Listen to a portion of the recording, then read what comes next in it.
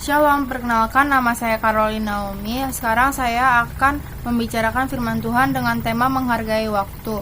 Seringkali kita sebagai anak muda maupun orang tua tidak menghargai waktu atau tidak memakai waktu sebaik mungkin.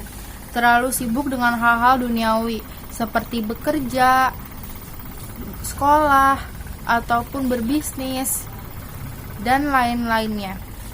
Tidak hanya soal itu, faktor-faktor yang membuat orang lupa akan Tuhan yaitu bermain handphone, bertemu, berngobrol dengan orang lain sehingga lupa waktu, bergosip dengan orang lain. Itu adalah hal-hal yang tidak baik. Sebaiknya kita sebagai anak Tuhan melakukan apa yang Tuhan sudah ajarkan kepada kita. Firman-firman-Nya sudah mengajarkan kita untuk berdoa, membaca firman Tuhan, berdoa saat teduh. Jangan hanya melakukan hal-hal duniawi yang tidak ada gunanya untuk hidup kita. Mungkin kita sebagai anak muda berpikiran bahwa kita masih muda, kita pakai aja hidup kita untuk bersenang-senang. Besok aja baca Alkitabnya, nanti aja memuji Tuhannya, toh hidup kita masih panjang. Yuk, mari kita buka Alkitab 1 Timotius 4 ayat 12. 1 Timotius 4 ayat 12. Jangan seorang pun menganggap engkau rendah karena engkau muda. Jadilah teladan bagi orang-orang percaya dalam perkataanmu, dalam tingkah lakumu, dalam kasihmu, dalam kesetiaanmu, dalam kesucianmu. Kita sebagai anak muda, seharusnya kita menjadi teladan, bukan hanya orang tua saja. Kita harus mencerminkan generasi yang bagus untuk meneruskan hal-hal yang bagus. Kita harus menjadi teladan, tidak hanya orang tua saja yang harus menjadi teladan. Waktu terus berjalan dan tidak akan terulang kembali.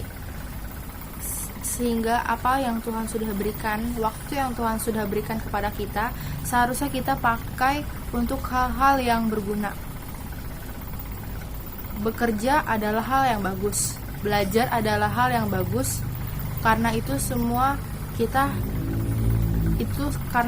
berguna untuk kehidupan kita, untuk menjalankan kehidupan kita.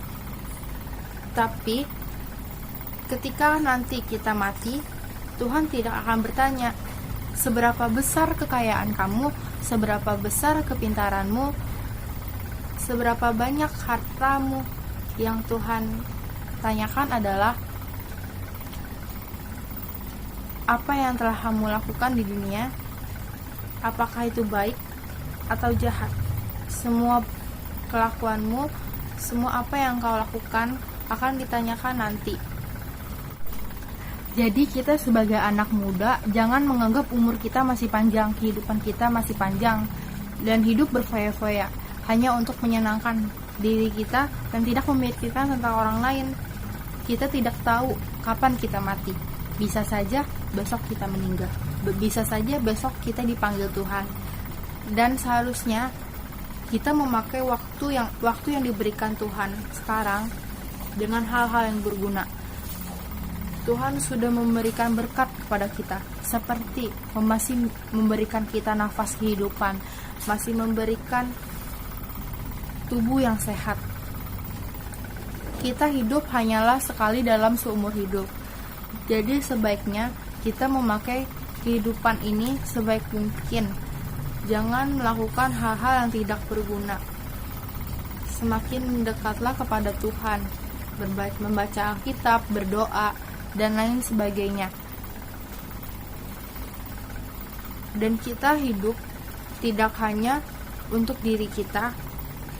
Kita hidup untuk menjadi berkat buat sekelilingnya. Jadi berkat untuk keluarga, jadi berkat untuk teman, tidak hanya untuk menyenangkan diri sendiri. Mungkin kita sebagai anak muda sering bertanya, apa sih tujuan hidup kita tinggal di dunia ini? Apa manfaat kita tinggal di dunia ini? Untuk apa kita hidup di dunia ini? Mari kita buka ayat di 1 Korintus 10 ayat 31. Aku menjawab, Jika engkau makan, atau jika engkau minum, atau jika engkau melakukan sesuatu yang lain, lakukanlah semuanya itu untuk kemuliaan Allah. Yang artinya, apapun yang kita lakukan, biarkanlah itu untuk Tuhan. Ketika kita belajar, ketika kita bekerja, ketika kita bernyanyi, ketika kita melakukan sesuatu hal, biarkanlah itu sekehendak, sejalan dengan kemuliaan Tuhan. Biarkanlah itu semua untuk kemuliaan Tuhan. Mari kita baca cerita Alkitab di ayat Mazmur 39 ayat 5. Ya Tuhan, beritahukanlah kepadaku ajalku, dan apa batas umurku, supaya aku mengetahui betapa fananya aku. Daud bertanya kepada Tuhan, kapan aku meninggal Tuhan? Kapan aku dipanggil oleh Engkau Tuhan? Supaya aku mengetahui betapa singkatnya hidup ini, betapa singkatnya apa yang telah saya lakukan. Hidup ini sangat singkat. Kita tidak pernah tahu kapan kita dipanggil Tuhan. Contohnya, ketika kita bermain handphone, kita tidak sadar berapa menit, berapa jam telah kita habiskan di handphone. Kita selalu menggunakan handphone dengan hal-hal yang tidak berguna, sehingga kita tidak produktif. Dan ayat selanjutnya di Mazmur 39 ayat 7. Ia hanyalah bayangan yang berlalu, ia hanya mempeributkan yang sia-sia dan menimbun, tetapi tidak tahu siapa yang meraupnya nanti. Ia hanya mempeributkan yang sia-sia, artinya ia hanya mengejar hal-hal yang tidak berguna. Selalu sibuk mencari harta, terlalu sibuk bekerja untuk mendapatkan uang. Mungkin sebagian orang berpikir, saya harus bekerja keras untuk menghidupkan keluarga saya harus bekerja keras untuk hidup enak, saya harus bekerja keras untuk hidup menjadi orang kaya. Tapi ketika kita mati, ketika kita meninggal, kita tidak akan membawa harta itu, sehingga itu hanyalah sia-sia. Kita seharusnya menabur hal-hal yang berguna, membaca kitab, memuji Tuhan, tidak hanya terus bekerja, tidak hanya terus belajar, karena Tuhan tidak akan bertanya seberapa kaya engkau di bumi. Dan ia hanyalah bayangan yang berlalu, ia hanya mempeributkan yang sia-sia dan menimbun, tetapi tidak tahu siapa yang meraupnya nanti. Ia tidak tahu siapa yang meraupnya nanti. Tuhan tidak akan bertanya seberapa besar keberhasilanmu di bumi. Ketika kita dewasa, ketika kita sudah tua, jangan sampai kita berkata, seharusnya ketika saya masih muda, saya melakukan ini. Seharusnya ketika saya muda, saya melakukan hal-hal yang berguna. Karena waktu tidak akan pernah terulang kembali. Waktu tidak akan pernah terulang. Sehingga apa yang telah kita jalani, apa yang sedang kita jalani sekarang, gunakanlah waktu itu sebaik mungkin. Karena waktu tidak akan terulang kembali. Yuk, mari kita baca di Efesus 5 ayat 15. Karena itu perhatikanlah dengan saksama bagaimana kamu hidup, janganlah seperti orang bebal, tetapi seperti orang arif, dan pergunakanlah waktu yang ada, karena hari-hari ini adalah jahat. Jangan seperti orang bebal, tetapi seperti orang arif. Ketika kita terus melakukan hal-hal yang tidak berguna, kita sama saja seperti orang bebal. Saya yakin bahwa kita semua selalu pasti pernah diajarkan untuk hidup lebih berguna, untuk hidup lebih produktif. Jangan hanya bermain handphone, jangan hanya bergosip, jangan hanya ini dan itu, tetapi pakailah hidup ini dengan sebaik mungkin. Pakailah hidup ini dengan sangat berarti. Nah, bagaimana caranya untuk hidup untuk memuliakan Tuhan? Yuk baca di Yohanes 15 ayat 5. Akulah pokok anggur dan kamulah ranting-rantingnya. Barang siapa tinggal di dalam aku dan aku di dalam dia, ia berbuah banyak. Sebab di luar aku kamu tidak dapat berbuat apa-apa.